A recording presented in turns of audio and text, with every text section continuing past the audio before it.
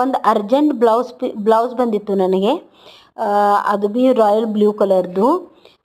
ಆ ಕಸ್ಟಮರ್ಗೆ 2 ದಿವಸದಲ್ಲಿ ಹ್ಯಾಂಡ್ ವರ್ಕ್ ಮಾಡಿ ಬೇಕಾಗಿತ್ತು.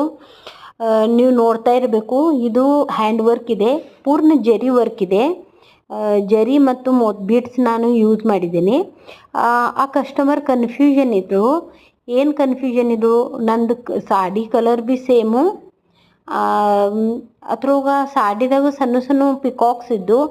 ಪಿಕಾಕ್ಸ್ ಇರಂತಲೇ ನನಗೆ ಅನಿಸ್ತು ಇದ್ರ ಪಿಕಾಕ್ಸ್ ಟೈಪ್ ನಾವು ಡಿಸೈನ್ ಮಾಡ್ಬೋದು. ಅದ್ರ ಸಲುವಾಗಿ ನಾನು ಕಸ್ಟಮರ್ಗೆ ಹೇಳಿದೆ, ಈ ಪಿಕಾಕ್ ಟೈಪ್ ನಾವು ಮಾಡೋಣ. ಪಿಕಾಕ್ ಮಾಡಿದ ಮೇಲೆ ಕಸ್ಟಮರ್ಗೆ ತುಂಬ ಹಿಡಿಸ್ತು. ಮತ್ತು ಅವ್ರಿಗೆ ಬ್ಯಾಕ್ ಭೀ ಮಾಡಿನಿ, ಫ್ರಂಟ್ ಮಾಡಿನಿ, ಹ್ಯಾಂಡ್ಸ್ನಾಗೂ ನಾವು. Hi friends, royal blue colour ನನ್ನ ಕಡೆ ಅರ್ಜೆಂಟ್ ಬ್ಲೌಸ್ ಬಂದಿತ್ತು. ಅದ್ರಾಗೆ ಅವಳ ಸಾಡಿಯಲ್ಲಿ ಪಿಕಾಕ್ ಇತ್ತು. ಅದನ್ನ ಬಿಟ್ಟು ಬೇರೆದೇನೆಲ್ಲ ಇತ್ತು, ಪೈಠಣಿ ಸಾಡಿ ಅದು. Same colour sari, same colour blouse ಇತ್ತು. ಅವ್ರು ಹ್ಯಾಂಡ್ ವರ್ಕ್ ಮಾಡೋದು ಹೇಗೆ ಗೊತ್ತಾಗ್ತಾ ಇಲ್ಲಾಗಿತ್ತು.